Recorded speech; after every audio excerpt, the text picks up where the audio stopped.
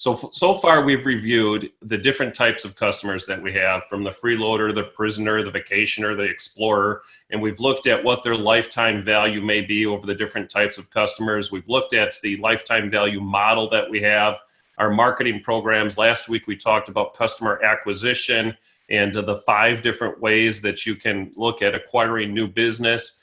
Today we're going to be focusing on customer retention. And I wanted to look at the reasons customers defect, if you will. And so when we look at retention rate, if you had a 70% retention rate, which would be a pretty good retention rate of customers, that means 30% of the customers are leaving.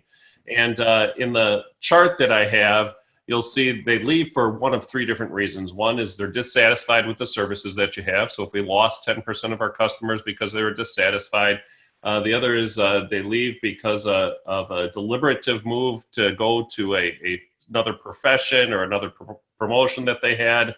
And so those ones are the ones that are going to leave there. And then last is the lifestyle.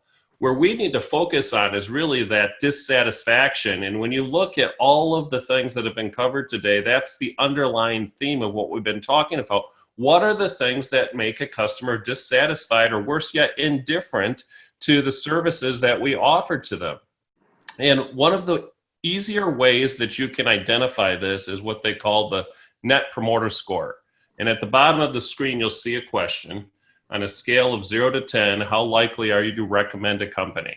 What I would encourage everybody to do over the course of the next week, at the end of every single call, take the opportunity to reach out to that customer and just say, hey, I just wanted to ask one question.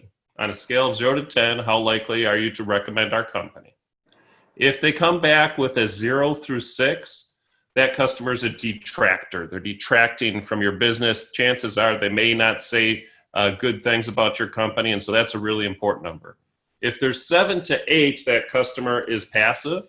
Chances are they're really not going to say anything, so we're going to kind of take those out of the equation, and we're not going to pay attention to them in terms of identifying our Net Promoter Score. And then if they are 9 to 10, they're a promoter. Chances are that person will go out and tell other people about the service or the business, and our goal is to get more and more promoters. When I figure out what my percentage of customers are detractors, what percentage of my customers are promoters, that will give me my overall Net Promoter Score. And that's where we want to continue to work as a business. How can we increase that experience and deliver a better experience to the customer in order to help us retain more customers and get a higher retention rate?